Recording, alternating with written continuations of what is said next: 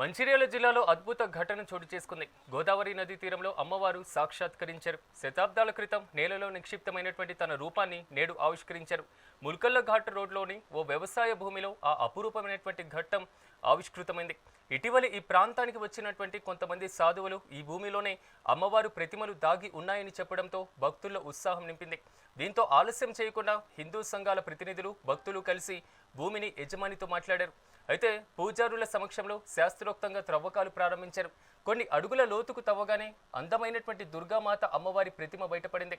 దీంతో పురాతనమైనటువంటి ఈ విగ్రహాన్ని చూసి భక్తులు ఆనందంతో పులకరించిపోయారు. వెంటనే ఆ పవిత్ర ప్రతిమకు అభిషేకం చేసి ప్రత్యేక పూజలు నిర్వహించారు.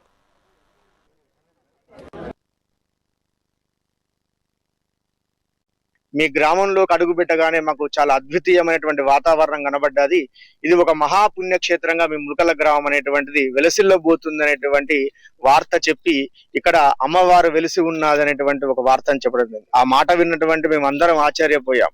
ఎందుకంటే వాళ్ళు వచ్చిందే ఒక 5 నిమిషాల్లో వచ్చేసారు.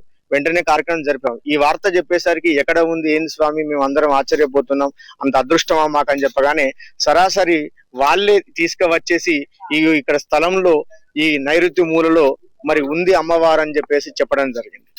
దాన్ని విన్నటువంటి మేము ఇది ప్రైవేట్ స్థలం కాబట్టి ఈ ప్రైవేట్ స్థలం యొక్క యజమాని గారిని నాడ వెంకటి గారిని పిలిపించి, అయ్యా మరి మీ అనుమతి ఉంటేనే ఏ కార్యక్రమం చేయగలుగుతాం, లేదు చేయలేం కాబట్టి మరి మీరు అనుమతించండి అంటే దాదాపుగా ఒక 2-3 రోజులు వాళ్ళ కుటుంబ సభ్యులతో చర్చించి ఈ రోజు మాకు అనుమతి ఇవ్వడం జరిగింది. మరి ఆ పీఠాధిపతులు చెప్పింది ఎంతవరకు వాస్తవము, ఇక్కడ అమ్మవారు వెలిసి ఉందా, మరి ఇంకేదైనా ఉందా తెలుసుకోవాలనేటువంటి ఆ ఆశతోని అమ్మవారు దొరికితే అయ్యవారు దొరికిన ఎవరు దొరికినా కూడా మా ముల్కల్ల గ్రామం కాదు యావత్ భారతదేశంలో ఉన్నటువంటి హిందువులు మేము అదృష్టంగా భావిస్తాం అనేటువంటి సంకల్పంతో ఈ రోజు మా గ్రామస్తుల యొక్క సహకారంతో, మా మహిళల యొక్క సహకారంతో, మా కమిటీ సభ్యుల యొక్క సహకారంతో, మరి చుట్టుపక్కల ప్రాంతాల నుంచి వచ్చినటువంటి అయ్యప్ప స్వామి దీక్షలు ఉన్నటువంటి స్వాముల యొక్క సహకారాలతోని, మరి భక్తుల సహకారాలతోని ఈ రోజు ఉదయం 10:30 ఆ కార్యక్రమాన్ని మొదలు పెట్టగానే ఆ స్వాములు ఆనాడు ఏ ప్రాంతాన్నైతే ఏ ప్రదేశాన్నైతే చూపెట్టారో ఆ ప్రదేశంలో ఒక 3 ఫీట్లన్నర లోతులో అమ్మవారి యొక్క విగ్రహం అనేటువంటి మొన్న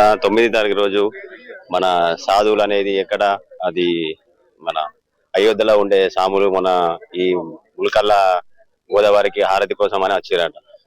వచ్చే టైంలో మా ల్యాండ్ లో ఒక ఏదో ఉందని చెప్పి అనుకుంటే వెళ్ళిపోయాడట. హారతి ఇచ్చిన తర్వాత రిటర్న్ రాగా ఇక్కడ ఒక మన టెంపుల్ ఉంటుంది, మన పోషమ్మ టెంపుల్, అక్కడ పక్కన ఏదో ఉంది అని చెప్పి టెంపుల్ లోకి వచ్చేసి బయటికి వెళ్ళి అక్కడ లోపల కిటికీలోంచి ఇట్లా ఒకటి ఉన్నదని చెప్పేసి వచ్చేసి ఆ రోజు కొబ్బరికాయ కొట్టేసి తేవడం జరిగింది.